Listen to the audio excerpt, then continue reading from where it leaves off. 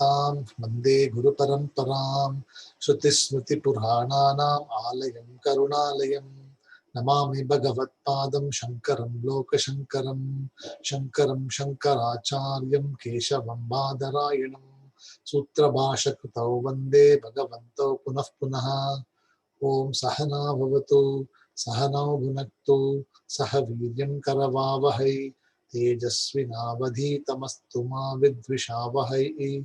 Om Shanti Shanti Shanti.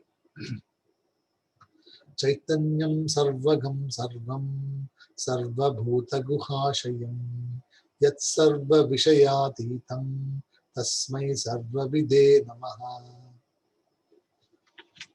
So we are discussing chapter 10 of the Upadesha Sahasri. So the chapter is called Drishi Swarupa Paramartha Darshanam Prakaranam. So this particular chapter is for Nididhyasana, or already for the person to recollect what has been learned before. So Drishi or Drishyam or Drishi will say is the seer, nature of the seer. It's called Drishi. And Swarupam is the nature of one's own true self, Swarupam. So the seer and the Swarupam of one's own self is none other than Paramartha Darshanam. So Paramartham or Paramarthika Satyam is that which is the absolute truth, and Darshanam, when you say, is the not seeing, it is a recognition of one's own true nature. So this is mainly a Nididhyasanam or a recollection, or for a student who has already been studying Vedanta for quite some time, or has been exposed to Vedanta for some time, has understood the basic concepts of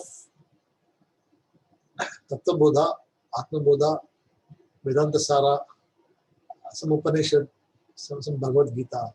So all of this, it has got some sadhana chatushtayam, and the Purushartha Nishchaya is very established. So all these are assumed here, and then the author proceeds with the explanation here.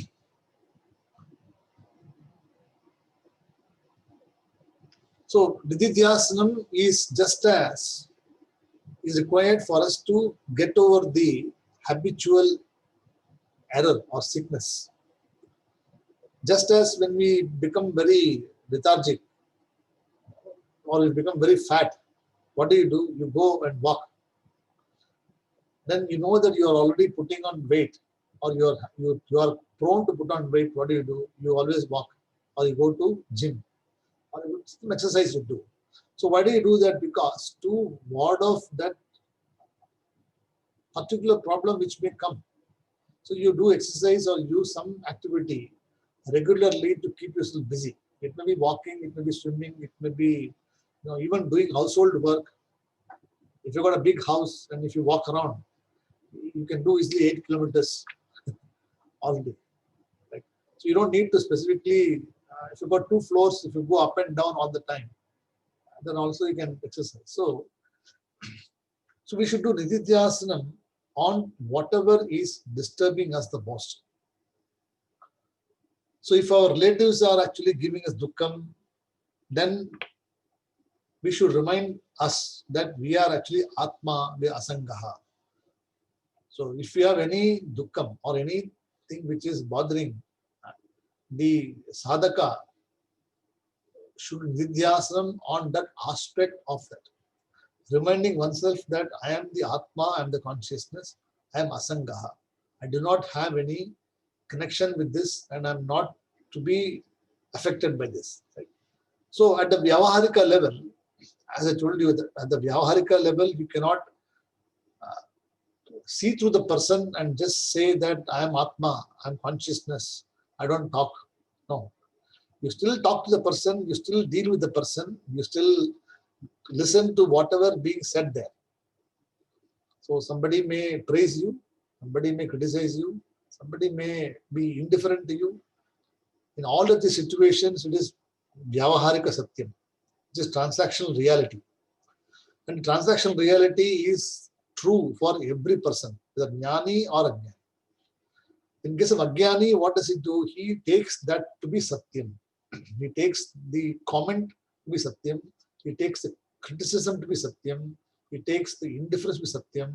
And he or she gets affected by it. Whereas in Nididhyasanam, when the Shravana has happened, when Maranam has already happened, in Nididhyasanam, this particular knowledge comes in the forefront. Then he reminds himself that, yes, this criticism is actually not targeted for me. It is targeted for my personality or something which is a behavior, which is not my true nature. And this behavior is caused by so many factors which are not my, I don't do this kind of activities, really speaking. So he distances himself into transactional reality and Paramarthika Satyam. So Paramaka Satyam, Vyavarika Satyam. So two is are there. Right? That's what. So we have to separate ourselves in this way every time the situation comes. This is what is practiced.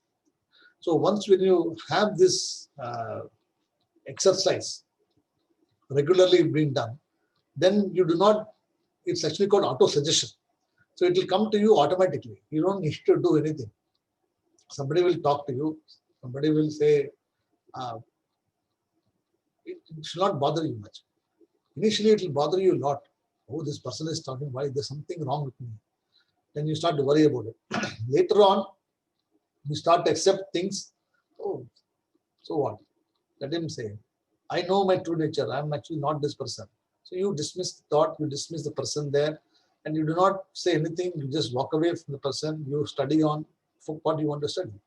So this is the called Nididhyasana. Nididhyasana has to work like this. Otherwise, it will be not be working for you, means it is actually still more work is to be done there. So it is like a work in progress. So Nididhyasana is a stage where knowledge is already there, but occasionally knowledge doesn't come in the front. Right? That's why this particular chapter is focused only on the mumukshus who are in the process of Nididhyasana. So we saw last time Drishiswarupam Gagano Tam Param Sakruti Bhatam Tvajam Ekam Aksharam Alepakam Sarvagatam Yat Advayam Tadeva Chaham Satatam Vimukta Om. We saw the meaning of this, that the nature of the Atma is Drishiswarupam, or the absolute reality, just as the space.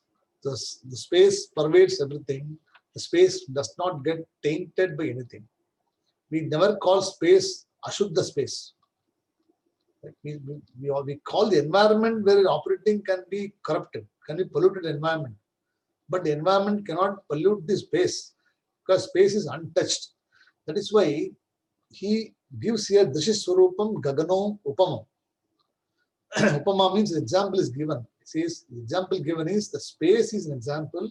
Same way, just as space is untouched, space is untainted, so is this seer. Drishiswarupam, the Atma is untainted, untouched. And it is also Param, which is supreme above everything.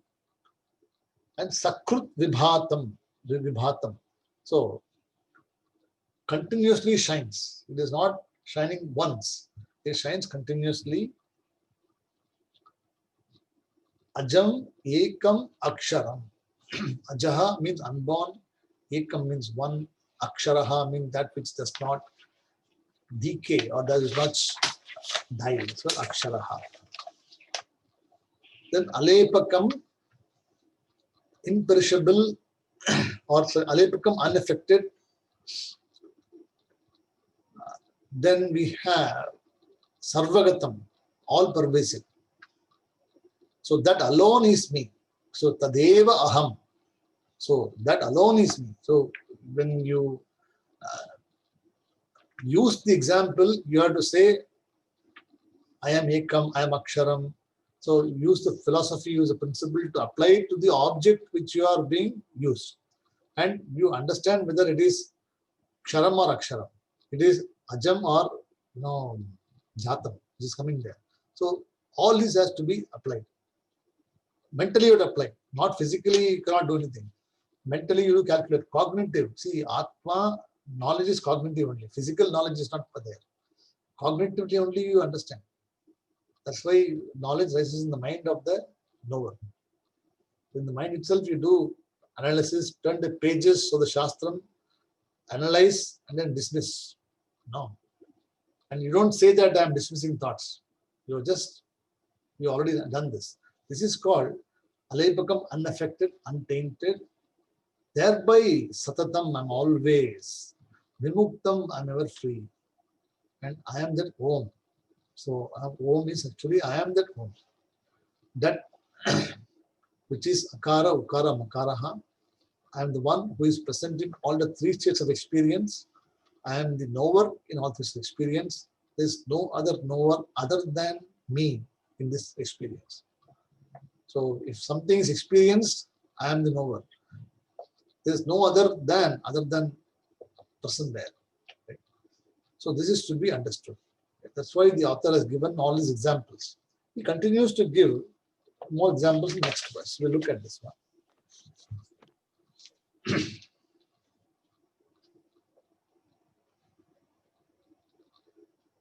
Drishasti shuddho aham vikityatmakaha. Drishasti shuddho aham vikityatmakaha. Namesti kaschit vishayasvabhavataha. Namesti kaschit vishayasvabhavataha. Purastir sachodvam adascha sarvataha. Purastir chaturdvam adascha sarvataha. Sampurna bhuma tvaja atmanistitaha. So drishistu, so drishihi, say. So I'll give you a summary of this. It talks about Savishesham and Nirvishesham Brahma. So Savishesham, when you say, that which is with Vishayaha. And this particular verse is for removal of Karana Shariram. The previous verse was for removal of Sukshma Shariram. So Sukshma Shariram is being removed or being negated. And this verse talks about the negation of Karana Shariram, or the reason for existence or Ajnanam. Right? So again, the nature of Sakshi is explained. So Aham Drishihi means I am the Chaitanya Sarupam. I am the Chaitanya Sarupam. At Karana Shariram level, I got Ajnanam there, at that level. But Atma itself is Nirvikaram. Akaram is a shape. And Atma is Nirvikaram. I am Nirvishesham Satyam. Paramarthika Satyam, Nirvishesha Satyam. So whenever I identify myself with the physical body, I either become a Tejasa or Vishwaha. So Vishwaha or Tejasa. So either I become a Jiva or I become a dreamer. So in deep sleep state, there is no thing called Vishwa and Tejasa. So Tejasa, dreamer, Vishwaha, the waker state, I always become that. In the deep sleep state, I do not have any status called waker or the dreamer, because all the two states are merged into the state called Turiyam. Turiyam is the state, is Sakshi, in which all the three states are experienced or known. So I am that Sakshi. So I am Nirvishesham, I am not related to the world or the objects, is what is said here. So Savishayaha Aham.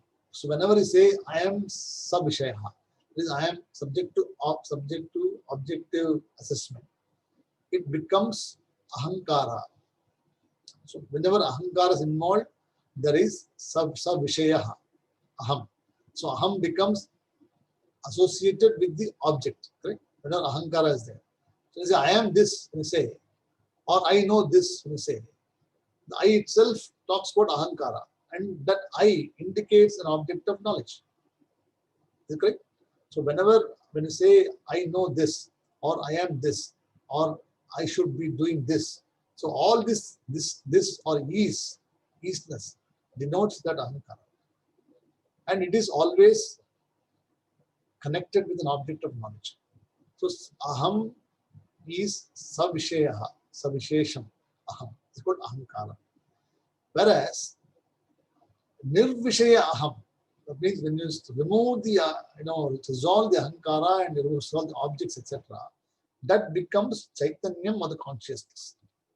It means you understand that the objects which are there are not the truth.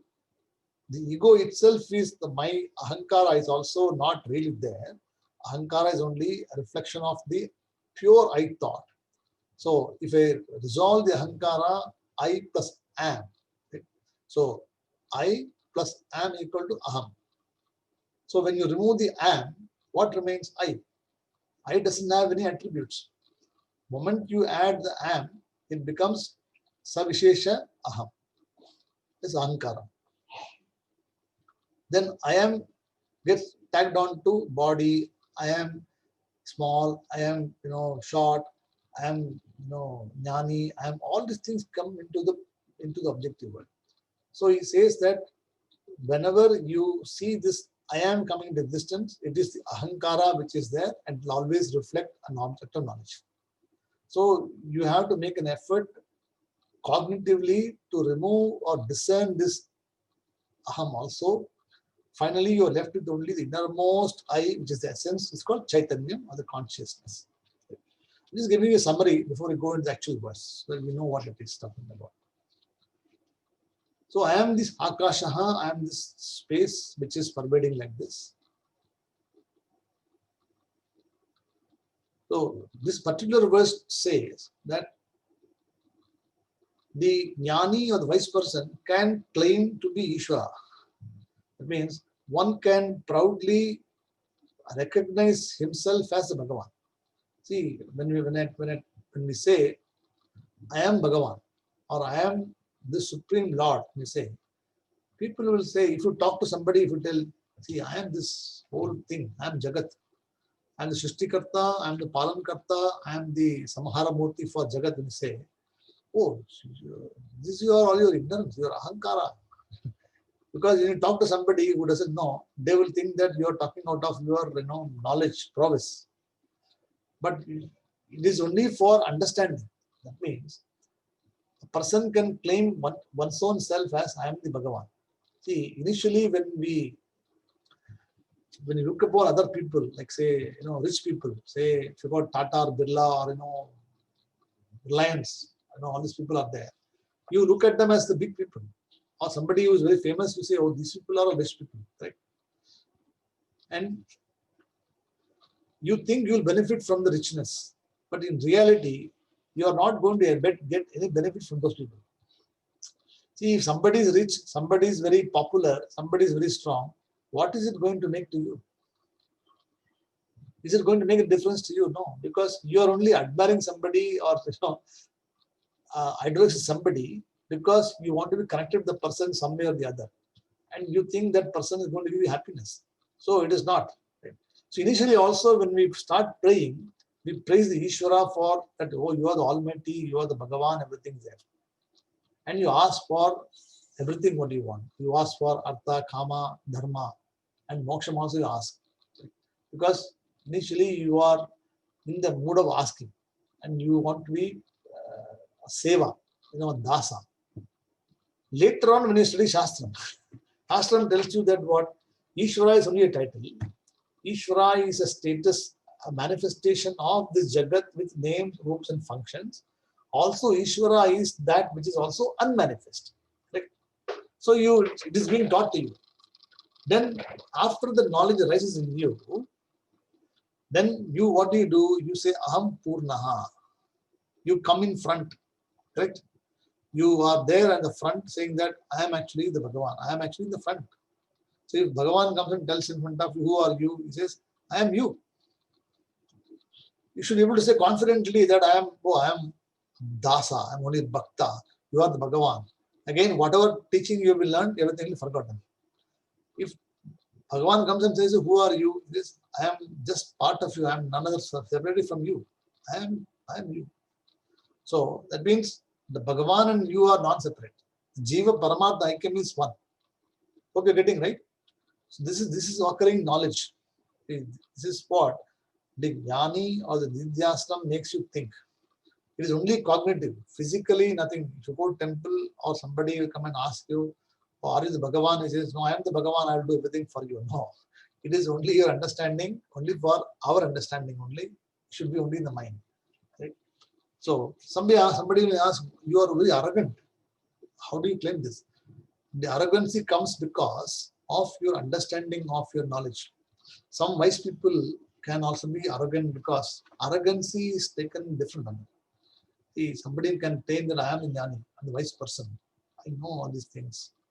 So it means that it is not taking arrogance. A particular status, a particular confidence comes because of the knowledge associated with a particular thing. So if you are specialized in project management, if you have done all your certification, etc., they will know you. And you already know that it's all simple things, project plan, preparing schedules, assigning tasks and milestones. You already know all of them. So you dismiss them, correct? So you already revel in Ananda. Other person may think that, oh, this person is a very, praising himself. But that knowledge comes to you because of your prowess, because of your effort you put in there, correct? And you are welcome to claim that knowledge. Shastram says that you are always welcome to claim that knowledge, that you are the Atma, you are the Paramatma, you are the Bhagavan. But it is only for one's own understanding, for Paramatika Satyam, not for Vyavarika Satyam. See, in Vyavarika, you still have to deal with people as they are. But when you remove the Vyavarika and come to Paramatika Satyam, you are this, correct? So, initially, we do Nididhyasanam to withdraw from the activity. That means, so right now we are all doing Nididhyasanam for what? For us to remove ourselves from other disturbing things. We've got other things to do. We can go to cricket, we can go to, watch a movie, we can go walking. So many things are there to do. But we somehow withdraw ourselves for majority of the time, where possible, and then we try to focus the time for withdrawing from the activity. A time is given, right? So this time is given to you. But later on, this time also should not bother you. That means you must not say that Nididhyasanam comes to me only when I come to class, or when I sit in front of a computer, or when I take a book. You should be able to do yourself or be by yourself in any situation. You may be in a party, you may be playing in a cricket match, you will be in the ground. It will not affect you because you will just be yourself. So time is resolved, space is resolved, object is resolved. So Nididhyasanam should be later on targeted to this. So initial Nididhyasanam should be activity driven or time driven. Later on, time also should be resolved and you should be able to be your own, irrespective of where you are and whoever you are. This is called true Nididhyasana. This is called true Jnana. If the Nididhyasana or if your focus is getting affected and you're not able to focus on these subjects in other places, that means more Maranam has to be done, more Nididhyasana at activity level has to be done. That means you have to be doing some preparation, upasanam, meditation, studying, teaching, something you should do to keep yourself activity busy. After that, the teaching also is not required. See, after some time, you may not be interested in teaching also because it doesn't affect you anymore. People come, people don't come, people learn, people don't learn. You don't get affected. Initially, see, students are not coming at all. Some problem is there. I need a lot of people to come. Later on, what? What doing with me? I'll continue. I got my own things to do. So you are just on your own. You do not get affected initially by this. Later on, you just also remove that also. It doesn't bother you. It doesn't, somebody calls you, somebody doesn't call you. You have to be there or not there. It doesn't bother. So you have removed time, space, and object limitation. This is what it talks about in this one here. So one is Nidhyasana practiced in quiet mode. And other one is Nidhyasana practiced among hectic activities. So in this chapter, Shankara talks about Sakshi Swarupam, and it is none other than Brahman. So he does not want to establish a new idea, a new theory. He's only reinforcing the idea what you already learned before, making sure that the habitual error is removed. And Nidhyasana continues in a systematic manner. Right? So with this, we'll go to the next verse. So we talked about this one.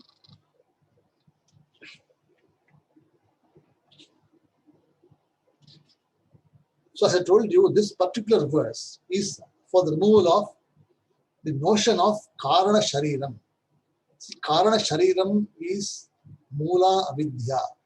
The reason for Karana Shariram or causal body. So we've got three types of body: causal body, gross body, subtle body. Gross body is already removed. We are no longer worried about gross body. Subtle body was removed in the previous example because we talked about a space, subtlest. So all these things are removed in the subtle body also. Then now he talks about the Karana Shariram. So the causal body. So even that also has to be removed. So what he talks about here is Drishistu Shuddhaha Aham. So Drishi means I am indeed. Drishistu means what? I am indeed the seer. So I am the seer, I am indeed the seer, and I am of the nature of Shuddham. I am actually untainted and pure, Shuddham, devoid of ignorance. So Shuddham means not cleansance. So I myself do not have any ignorance. I means the innermost I, Chaitanyam, or the consciousness or the Atma, is devoid of any ignorance. Thereby, I am away from causal body, from Karana Shariram. See, Karana Shariram is equal to Avidya. And here when I say, Drishihi Aham Shuddhaha, I say, I am the seer and I am not tainted, I am not affected by any ignorance. So you are already rising yourself above Karana Shariram. You resolved Karana Shariram there itself. Right? Then, see, Vikriyatmakaha means changes. See, Vikriyatmakaha means what? Subject to change. Here, Avikriyatmakaha means, see, Avikriyatmako says here, it means what? I am of the nature of no change. So Vikriyatmakaha means subject to change. Avikriyatmakaha means I am not subject to change. So I am actually devoid of all changes.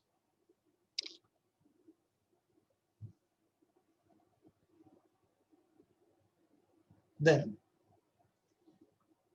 I am Atmakaha. I am actually Atma. Name asti kaschit vishayaha. See, name asti means what? In me. So there is in me, there never exists an object of knowledge. There are no objects in me. Kaschit vishayaha. So name asti. So me means in me. Na means negation. There's negation there. Name asti kaschit vishayaha. It's not even any objects in me. So Nirvishayam Brahma, I talked to you about Savishesham Brahma, Nirvishesham Brahma in the introduction. So same thing talked about here is Kaschit Vishayaha Name Asti. Means what? I do not have any objects or I am not connected with the objects of knowledge. So thereby I am not tainted by the properties of the objects. Whenever there is an object of knowledge, it has got its own limitations. It is subject to gunas. And this gunas will affect me if I connect with that particular, or I would take it as an object of knowledge. But if I say that these gunas, these objects are not there, I am not there, then those things don't touch me. That's why what we say, some gunatraya titaha त्वम् अवस्थात्रयातीतः, त्वं देहत्रयातीतः, त्वं कालत्रयातीतः. Why say this? So there tvam, the Ganapati is worshipped, but aham gunatrayatitaha, aham kalatrayatitaha, aham dehatrayatitaha, aham mooladhara sthitosi nityam, aham sakshit sakshi trayatmakaha. Right? So I am the yogi. Aham, see there you should say tvam yoginam. So aham yoginam nityam. Right? So Brahmastam, Vishnustam, Rudrastam, Indrastam, Agnistam, Vayustam, Suryastam, Chandramastam, Brahmaha, Bhuva, Swarom. I am present in all of them. So there in Ganapati association, you praise the Bhagavan. As I told you, Ishvara is praised. That you are this, you are this, you are this, you are this. You feel happy about it. Later on, what you say here, what? You say that Aham Gunatrayatitaha, Aham Avastratrayatitaha, Aham Deyatrayatitaha, Aham Kalatrayatitaha, Aham Mooladhara Sthitosi Nityam, Aham Shaktitrayatmakaha. I possess all the Shaktis. Right? Aham Yogido Yogi Dhyayanti Nityam. So I am the one which is worshipped in everything. And Aham Brahmastam, Vishnustam, Rudrastam. It see, Tvam becomes Aham. See, Tvam becomes what? Tvam Pada Lakshartha becomes Aham Pada. So just a shift in understanding. Hope you're getting right. Initially, there will be Upasanam outside of it. And it is required because knowledge is not rising fully. When knowledge is rising, after that, what? This Bhagavan is also resolved. Because there is no other Bhagavan other than me. So myself and Bhagavan are not separate. So there is no question for me to praise the Bhagavan because I am already Bhagavan. I do not need to be praised. Because the praise or worship is required only for the person who is still seeking blessings or seeking jnanam or seeking something else.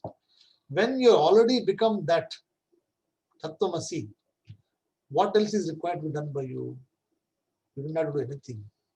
That is why he says that karma is not required to be done. When he says Bhagavan does not do the karma because Bhagavan's Icha Shakti is his own Shakti. If he wants to do, he will do. If he doesn't want to do, he will not do.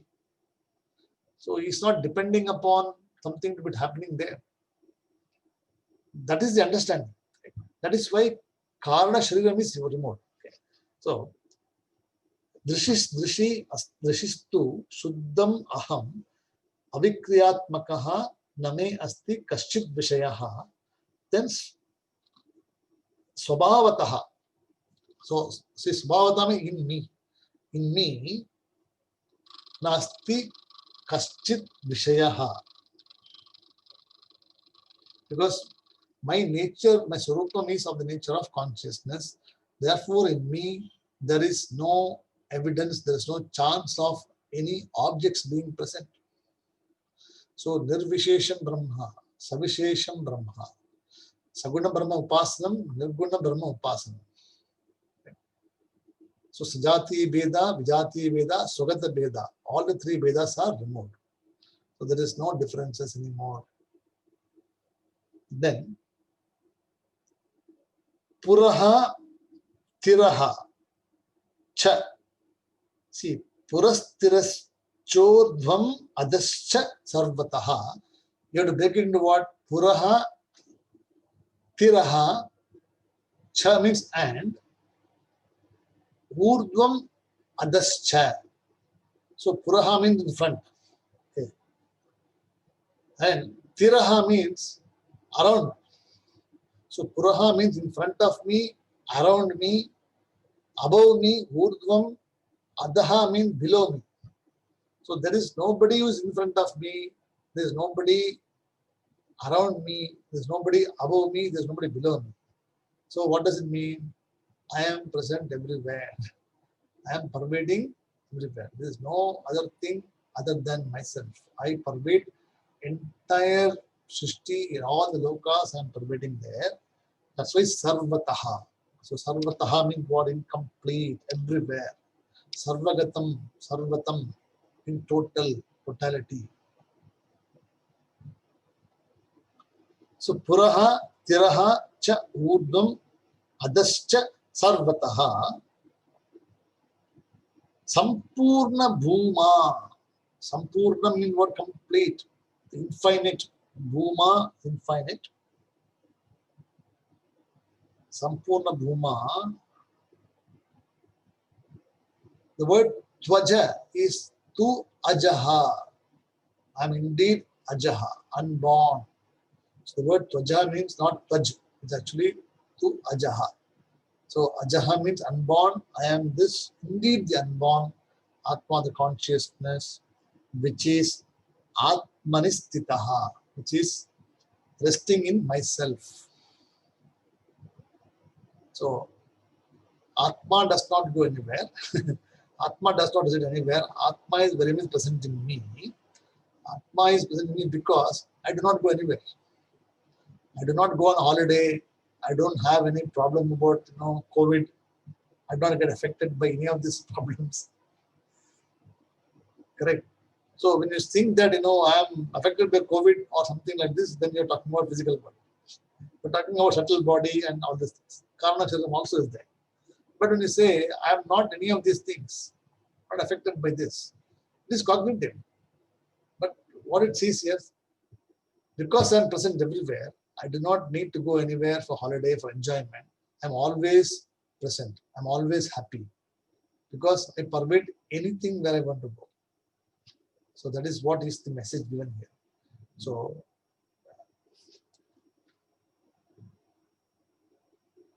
Drishisti Shuddho Aham Avikriyatmakaha Namesti Kaschit Vishayasvabhavataha Purastiraschodvam Adascha Sarvataha Sampurna Bhuma Tvaja Atmanistitaha. So the very notion of non-duality is being expressed here.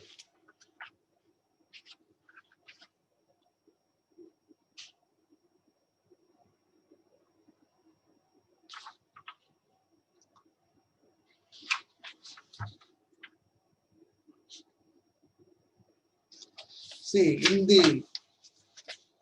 there is a reference in the Bhashyam for, there are two Upanishads being quoted here. I think I haven't taught you Isha's Upanishad, but I taught to some other student, I think maybe Uma, I taught Uma, I think in India. One I taught to her, Isha's Upanishad, long time ago, maybe 5 years ago or something like this. So in that, it talks about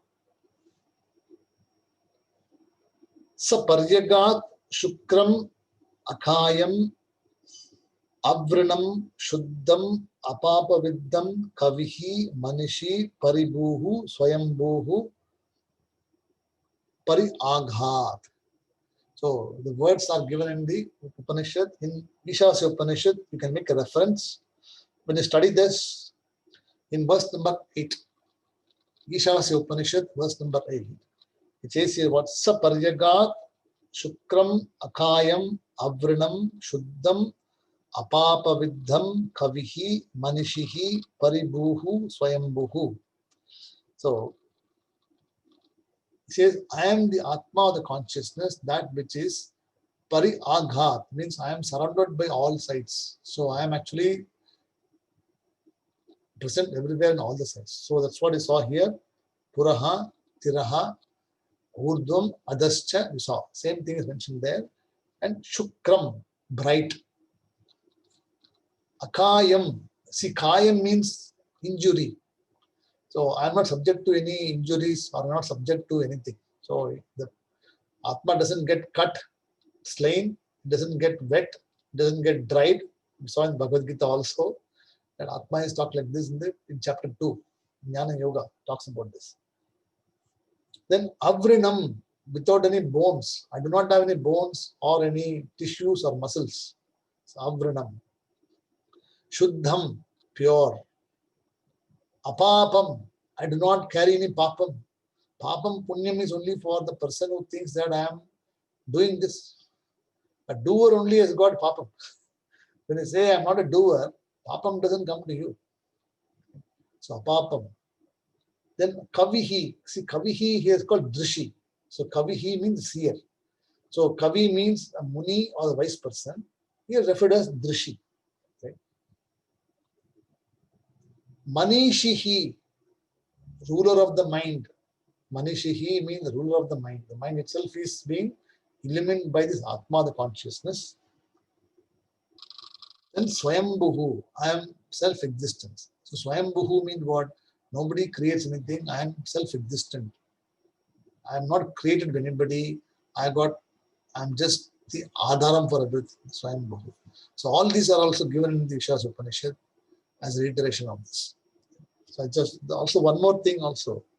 In the Mundaka Upanishad, in chapter 2, Mundaka 2, mantra number 1, section 2, 2 and 2, if you refer it, it says what? Divyoham amurtaha purushaha sabahya antaraha ajaha apranaha amanaha shubbraha aksharat parataf paraha.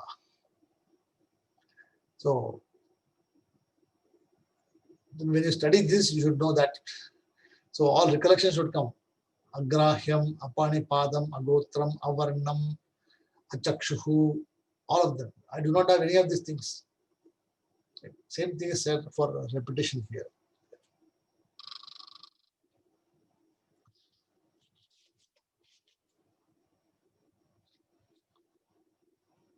So central idea of this verse, central idea, the key message given here is that we should constantly dwell upon the aham pada lakshartaha. So aham pada means understanding what is aham. And this aham is supposed to be of the nature of nirvishesha aham, not savishesha aham. So constantly dwelling on this is the message given here. So this removes the karana shariram, which is one of the defects or one of the cause of ignorance. The sthula shariram is being removed. Sukshma shariram, what we saw in the previous verse, which was removed. And here also, removed means what? It is resolved. And the karana shariram or the cause for avidya is being removed also. So avidya comes only when there is ignorance. When you already have knowledge, then avidya is removed. Right. So today I will conclude the class here. And next class we will continue from verse number 3, where he again talks about ajaha amaraha eva amrutaha swayam prabhaha sarvagataha aham advayaha na karanam karyam ativa nirmalam sadaika triptascha tato vimuktaha hum. So he gives, see, when I was a student, I made all notes. I had about 60 or 70 words which is used in Advaitam. So all these are words which are indicating this Atma, the Brahman. So the words are used for negating that which is not.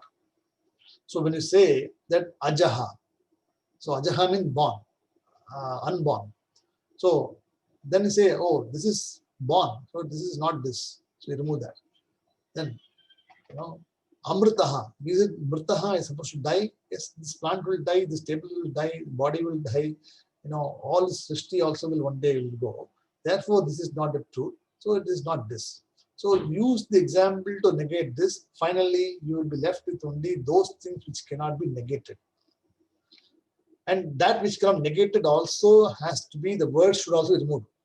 See, later on, the words are used for identification, negation of the objective world, all the objects. Later on, the words should not be held on, because the words also are bandha. They also are knowledge. So you must remove those words also, and finally there will be no words also. So it is like walking stick. So when you don't know when you have got injury, you take a walking stick and you walk, and you identify every step. You know everywhere. Later on, when you recover, what do? You remove the walking stick, drop it. You are just on your own. Now I would like to still hold on to the walking stick. Means what? It is something for comfort you are holding on, but it is not going to make any difference to you. You get what I'm saying? It is not going to make any, you're not going to walk any better with the walking stick when you can walk without it also. For style, you may say, oh, our tata or tata tradition, style, you just walk like that. It may make a difference to you for style, but it is not going to add any value to you. So you can drop that off. So anything which is not of importance to you, not contributing to you, you can remove that. Later on, one has to also resolve the I also. I also has to be finally be placed in consciousness. Right? The aham vritti also is a vritti, is also an object. So aham vritti also has to be resolved finally, saying that I myself is consciousness. There is no other thing other than me, consciousness. So I also is to be placed finally. Last step, that is the, oh, what will you do is I. You place it in consciousness, thereby I also is resolved. So aham vritti also is resolved. This universe vritti which is there also resolved. All of them resolved. Okay. So you are just be yourself. This is the message given in this verse, which we'll talk about next class. As I told you before, nothing new is taught.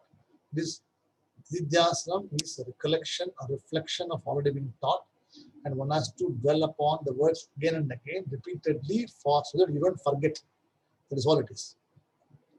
There will be new things which has been taught in subsequent class, topics are there. But again, the essence will be same. Upanishad, the essence is only same. It's being elaborated in different manner for you to understand, assimilate, and then practice. Because we are living in a very practical world, and which is, after this class, I can guarantee all of us will go back, we'll forget all this. Who will know Ajaha, Amritam, Agrahyam, Pani Padam? You will not remember it because it will not come to you. Something will remember something like this. But every time when you talk to somebody, this should come to you. Right? How does it come? Because it should be in your bloodstream 24/7. Unless you go to sleep, always running. That is called nididhyasana. So time is not there, object is not there, place is not there. Okay. This is okay. This was easy, right, to understand. Nothing complicated. So we'll see you tomorrow in the Bhagavad Gita class. Then we'll see subsequent other classes. Om Purnamadav Purnamidam Purnat Purnamudachyate Purnasya Purnamadhaya Purnameva Vasishyate. Om Shanti Shanti Shanti Harihi Om Tatsate Sri Gurubhyo Namaha Harihi Om. Namaste. Shubhradri to all of you. Jaishankar, you can go and sleep nicely well. The food is all assimilated now. Correctly said, 45 minutes afterwards, the stars, because it's 9 o'clock now. Hari Om. Hari Om. Thank you.